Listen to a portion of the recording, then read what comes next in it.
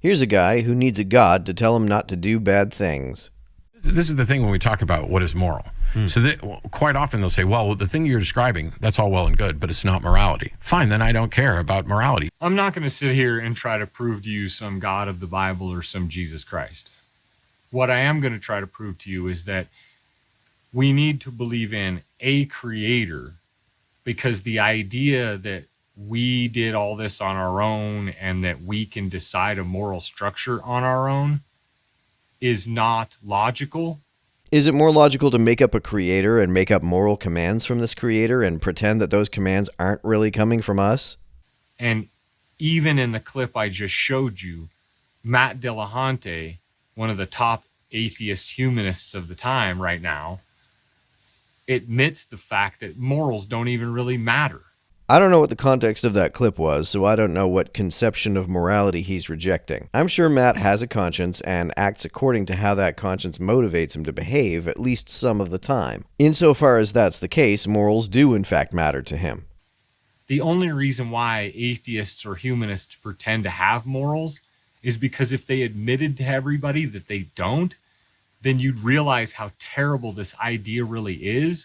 My morals come from my conscience. I have a sense of guilt and shame and empathy that motivate me to help other people and avoid hurting them. I do all of this without believing that the universe was created by some kind of cosmic ghost who will punish me if I don't do what he says. And this dumb idea that atheism or humanism or, any anti-God belief system works. What do you mean by works? Also, I wouldn't say that humanism is a belief system so much as it is a value system. Humanists value the well-being of humans. In a world where morals are expected, just doesn't make any sense.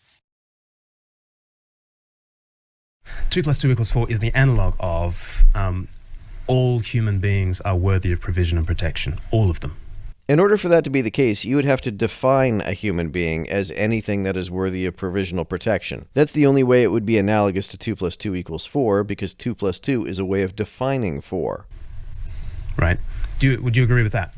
All members of the human family, no matter what their achievements, no matter what their attributes, all members of the human family are worthy of all provision and protection. Whom do you include in the human family? Do you count any living thing with human DNA? That would describe every living cell in your body. I don't see every human blood cell and skin cell and zygote as worthy of provisional protection.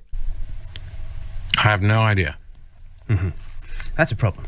It's a problem that if I get a cut and bleed a little bit, I don't feel any moral obligation to preserve the lives of those blood cells merely because they are alive and human. I doubt you think that I must re-inject them into my bloodstream or else I'm doing something immoral. People who believe in a creator believe that human beings have value. Even if I believed in a creator, I would not believe that human beings have value. Moral value is something I feel, not something I believe. I value human beings insofar as they have the capacity to suffer, because suffering makes me feel bad, even when it's not my own suffering. This fact has nothing to do with a creator. Why would a creator make human beings any more valuable? And we're seeing that atheism and humanism and all this non-belief crap can't even tell you if human beings have value or not. Humanists, by the way, also value humans. That's pretty much the whole point of humanism. But at the same time telling us they have morals and they have a whole belief system that tells us how we should live our lives. I don't try to tell anyone how to live their life. You have to point to something where they're adding value to society. So they have to achieve, they have to add value. But they don't have value. Yeah. So this is what I'm saying when I say that there's no intrinsic value to it, but Right. that I value. So in other words, if Matt Dillahunty or other humanists like him or atheists or just non-believers, because that's really what they are, is just non-believers, is that all of these non-believers, then they decide whether you add value to the system or not. No, I don't care about adding value to the system. I care about suffering because suffering makes me suffer. And if you don't add value, then they may decide that you're not needed any longer. And this is what we've seen over and over and over again with history of atheism. When have you seen that kind of thing being done by humanists? I mean, that's really what Hitler was an atheist, but he pretended, to carry some religion because religion is able to bring people behind it a little bit easier. I've never seen evidence that he pretended to believe in God. He talked about God both publicly and privately. Also, why do you think he found that religion made being a despot easier? Is it a convenient means of controlling people or something? Does it cause people to override what their consciences naturally tell them? Sounds pretty dangerous to me. Stalin was an atheist who basically made religion illegal. Mao was the same thing. That's what we see from atheists nowadays, is this idea that they want to illegalize religion. They want to abolish it. Anti-theists do, but not all atheists are anti-theists. I don't at all care to abolish religion. They want to see it exterminated. These are the words that atheists use, or humanists, whatever you want. It's non-believers, as I said. I'm a non-believer, and that's not my position at all. But here we go. They don't even accept the fact that people have value. You have to bring something to the table. That is a very dangerous way of thinking about things, because me and believers, we all think that you bring a value to this world regardless of what you bring into it. You just being a human being is the value you bring to this world, and therefore you get to stay alive. I value humans insofar as I can reasonably expect that they have a capacity to suffer. I can't have empathy for the suffering of any organism that can't experience suffering. That wouldn't even make any sense. I would like to reduce the suffering of any entity that experiences it, regardless of whether it is human or not. And I can't empathize with any organism that can't experience suffering, regardless of whether it is human or not. But atheists tend to do this kind of argument where, well, I believe in morals, and I think that we should have a moral structure, and we ought to treat each other a certain way. We ought to do things a certain way. Yeah, that's not my opinion. There are actions that are tolerable to my conscience and actions that are not. I don't say that anyone ought to do anything or abstain from doing anything, but there are actions my conscience will allow me to permit and actions it will not allow me to permit. But if you don't bring a value to the system, then I ought not to treat you that way that I was just talking about. This is certainly not an accurate summary of my views, but I also don't think it's an accurate summary of Matt's. Also, this attitude that someone's life depends on their contribution to the system seems to be more common to the religious right, at least in the States. It's folks like that have slogans like, if you don't work, you don't eat. And this is the problem, is that we just keep pretending as though atheism is anything more than just an anti-humanist. It's really anti-human. But the God who drowned everybody except for one family is totally pro-human. It is anti-human values. It disguises itself as pretending as though, I support whatever the thing is. Whatever the thing is. Whoever's in power is what atheists go with. Really? So atheists support every government that's currently in power? They support Mohammed bin Salman, do they? And the good is simply defined by what you regard as the measure of human well-being, and anything that basically points us in that direction. Yeah, and it's not as the moral, and it's not fully defined or anything else. How is valuing human well-being anti-human exactly? If the person in power, say the Hitler, simply has a very different conception of what the best is for his life compared to your life, then do you have any moral, if you like, force to say you're doing something wrong? What do you mean moral force? I don't think it makes any sense to say that any action is objectively wrong, but so what? Did we send philosophers and theologians to the beaches of Normandy to make arguments? Were they armed with moral force? Even if there were an objective basis upon which to say that we were in the right, do you think going to France to make arguments would have helped us in that conflict? Do you think a clear demonstration of objective moral superiority would have made the other soldiers say, so habe ich das noch nie gesehen, ich werde sofort aufgeben? Isn't he just going with his preferences as opposed to your preferences? Yes. Then how can you argue that you have a moral belief system that matters?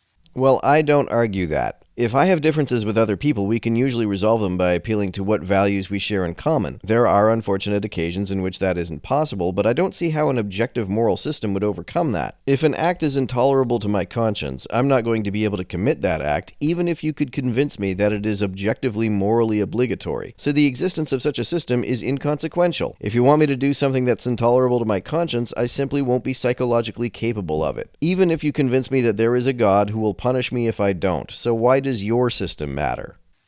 Because if someone more powerful than you tells you that your moral system doesn't matter, then they can take you out and do whatever they want. And your moral system means absolutely nothing to them then. Doesn't that perfectly describe God's moral system? God's more powerful than me and can take me out and do whatever he wants. Why are you talking about this fact as though it's a bad thing when it's precisely the system you're defending? It's just words that you said and you're no longer here to care about anymore. And until God consistently steps in to enforce his moral system is also just words. And who cares what you think if they ought to do something? If there isn't really a God to do anything on the backside and to hold people accountable for some imaginary justice that you think they should be held accountable for. We don't see who gets punished in the afterlife, or how, or for what offenses. So people have many differing ideas about what God thinks is morally obligatory. The reason the regime in Germany found religion to be so convenient a means of controlling people is because they could convince people that doing what their leader said is what will get them into heaven. Since people can have such different interpretations of what Scripture prescribes, and which Scripture actually comes from God, religion doesn't seem to be as effective a means of holding society together and preventing bad behavior as you think it is. There are also plenty of very peaceful, well-functioning societies in which very few people believe in God. Most Swedes don't believe in God, but Sweden is still a pretty comfortable country to live in. It's all just in your head. Unless you believe in a God. Right, because that's totally not just in your head. We are always going to look after ourselves, but who is we? And who are ourselves in that conversation? And we are always wanting to narrow the circle around us and our mates. We're always wanting to do that? I don't want to do that. The circle around entities whose suffering is of concern to me is all entities who can suffer. That's just how my conscience works. And exclude the other tribe and exclude the other kinds of people. And that to me is a very chilling way of proceeding with a kind of a humanism. Because that's always the danger. Like, who is us? Who are those who we are going to grant with the right to life? And who are those who we are going to say, they do not qualify? My test is very simple. Are they capable of valuing their lives or not? Human blood cells are alive, and they're human, but they have no capacity to suffer or value their lives. So is it really all that chilling that I'm perfectly comfortable taking a sample of my blood knowing that I'm unaliving those living human cells by doing so? If not, I see no reason to be any more chilled if I unalive a human zygote, which is a kind of human life that I think this guy would be eager to defend. And it's always tempting for the humans to say, okay, it's the strong who will make the decision, and it's the weak who must take the hindmost. We as human beings, at minimum, need to believe in a God because we need to believe that there's somebody going to judge us one day, and we kind of need to keep ourselves in check. I don't, and my behavior wouldn't change even if there were such a God, so such a God wouldn't keep me in check.